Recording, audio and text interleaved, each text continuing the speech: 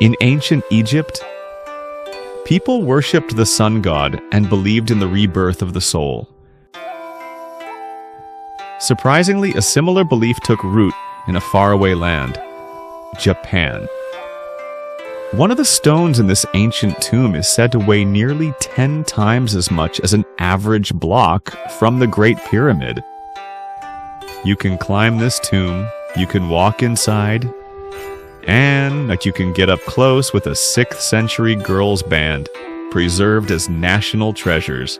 This time, we'll take you to a fascinating keyhole-shaped tomb from the 6th century, the Watanuki Kannon-yama Kofun in Takasaki, Gunma Prefecture.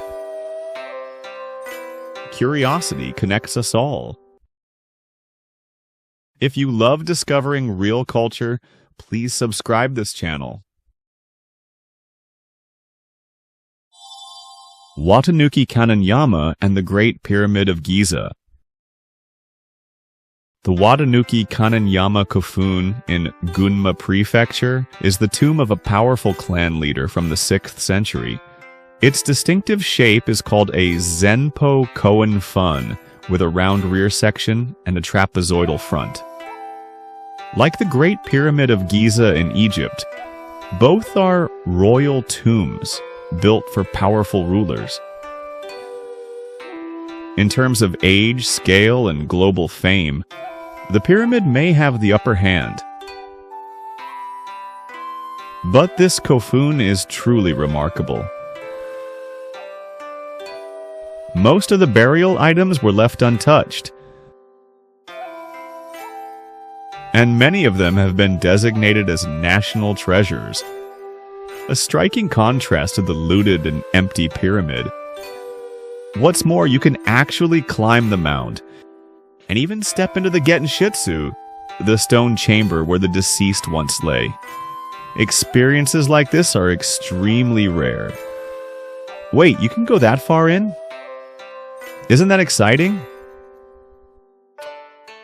Now let's explore the wonders of this ancient tomb with insights from a local guide.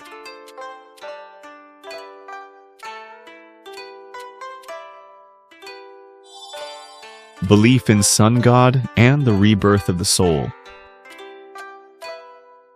The Great Pyramid of Giza in Egypt. Built during the reign of Pharaoh Khufu, a worshipper of Ra, the sun god. At the time, the sun was a national deity. The pyramid was seen as a path for the pharaoh to ascend to the sun. After death, his body was mummified and placed in a dark, silent chamber, in the hope that soul and body would reunite and be reborn. So, what about Japan's Watanuki Kannon-yama Kofun? Now let's step into the stone chamber.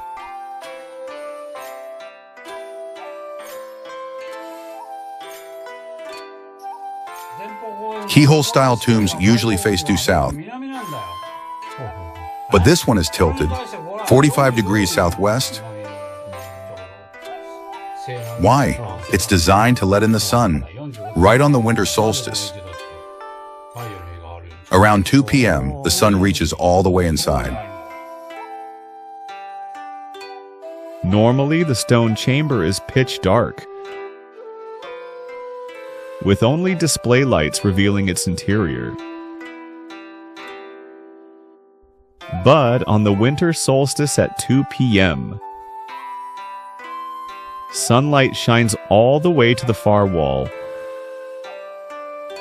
a feat achieved by intentional architectural design. In most Kofun, the main axis and the chamber meet at a right angle. But here they're aligned to allow sunlight to hit the chamber's rear right wall. The deceased was likely laid beneath that wall with a decorated blanket.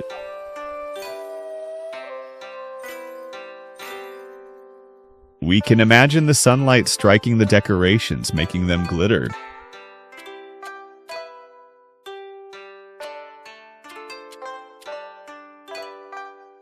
Winter solstice marks the rebirth of gods. Drawing strength from that, we too are reborn. Just like in Egyptian belief, rebirth. The sun's light was seen as divine, a symbol of death and resurrection. This belief may be embedded in the tomb's design. Another interpretation exists too. What does this look like?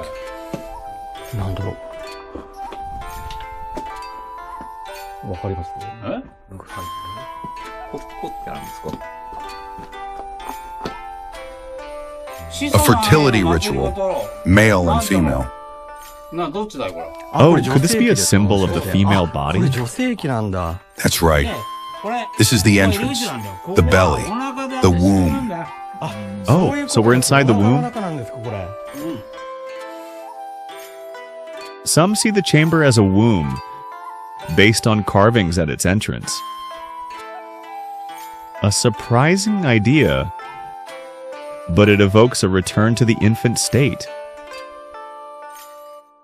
In other words, the afterlife was not seen as the end, but rather the beginning of a new life. A wish for rebirth, like returning once more to the mother's womb. Such a belief may have been embedded in the very design of this ancient tomb. Despite the distance between Japan and Egypt,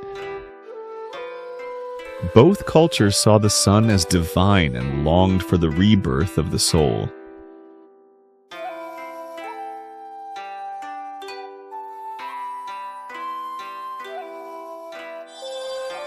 Stones of the Kofun, materials and craftsmanship. The Great Pyramid was once gleaming white, covered in fine limestone. Today, that outer layer is gone, exposing its granite core. Its inner structure remains. But the burial goods were lost to ancient grave robbers. Each pyramid block weighs about 2.5 tons on average. Now let's compare that to Japan's Watanuki Kannon-yama Kofun. One ceiling stone weighs an astonishing 22 tons. That's nearly 10 times heavier. 22 tons.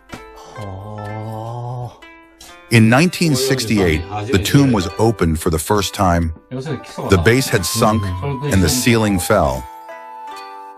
So heavy that even thieves couldn't get in. The stone chamber is built entirely of stone. Its ceiling consists of 6 massive slabs, with the largest weighing 22 tons. These stones came from Mount Ushibu-sei, about 15 kilometers to the southwest. Imagine how they transported such giants. What a feat!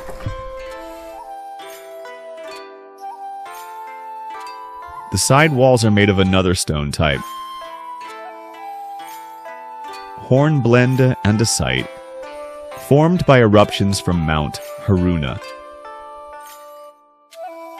Mount Haruna erupted twice in the 6th century, and its volcanic blessings were used to build this tomb. Also impressive is the stonework technique. Most Kofun stones are shaped on 5 sides, but some here are 7-sided for tighter fits. That required extra effort, and the artisans delivered. They did cut corners of the stones, but they didn't cut corners, literally.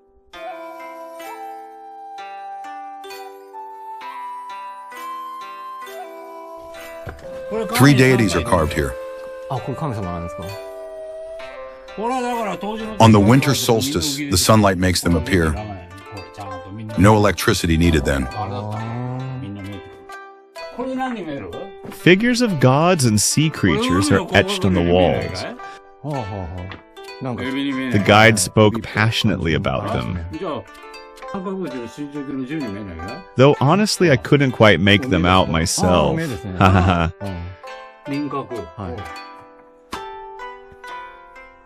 Please visit and see for yourself. You might catch the gods rising from the walls, depending on the light and time of day. この鏡によって3体像。あ、そうなってるんだ。これを描いてる。へー。あ、これは2体像。あ、10、鏡。これが。Reborn treasures. The miracle of the grave goods. At the Great Pyramid, the sarcophagus remains, but no mummy or treasures were found. Likely looted in antiquity, their riches lost forever. Meanwhile, over 500 burial items were discovered at Watanuki Kannon-yama Kofun.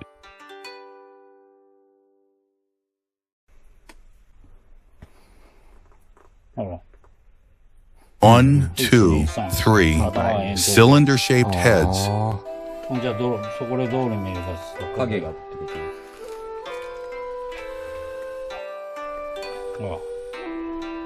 Look at the mirror. 3 figures are decorated. これを描いてる。へー。 This is a pair of animal forms on the mirror. When the ceiling collapsed, the tomb was buried in soil, creating a natural barrier against robbers. In 1968, excavations revealed the untouched grave goods. Most are now national treasures on display at the nearby Gunma Prefectural Museum of History. First, the bronze mirrors. Molded in clay and cast after Chinese originals depicting mythical beasts and gods. Similar mirrors have been found in Korea, suggesting international trade even then. Here's Japan's oldest known bronze water flask. Beautifully preserved. Nearly identical ones have been unearthed in noble tombs of northern Kai, China. Then, we have the ornaments from the bedding of the deceased, likely sparkling in the sunlight of the winter solstice. And this, an ornate bronze belt, complete with bells. Almost like a championship belt. Surely a symbol of royal power. Around the mound stood many clay figurines. Haniwa. First, the male Haniwa believed to represent the buried ruler.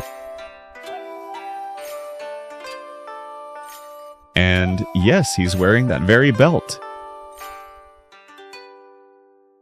Then, female Haniwa. At first, I thought they were hugging. But no, they're playing instruments. Could it be a 6th century girls' band? Perhaps they performed music to send off the ruler? One can only imagine. Also present, a large Haniwa horse.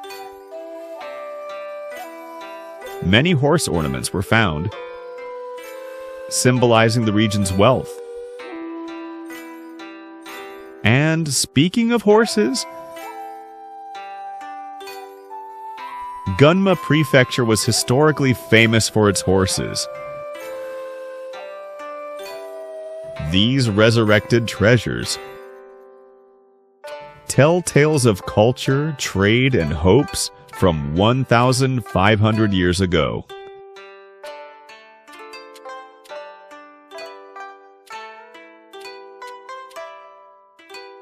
Lastly, let's climb to the top of the burial mound.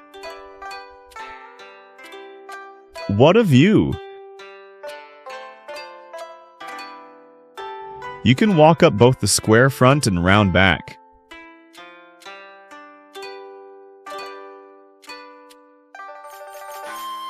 In ancient times, people likely gathered here for rituals.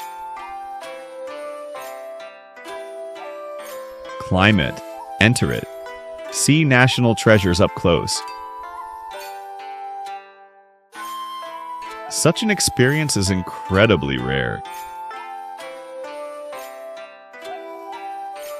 While thinking of the Champion Belt King, try visiting during the winter solstice, when light enters the tomb.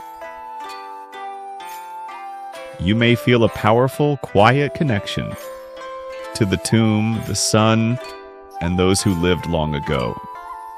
Thank you for watching.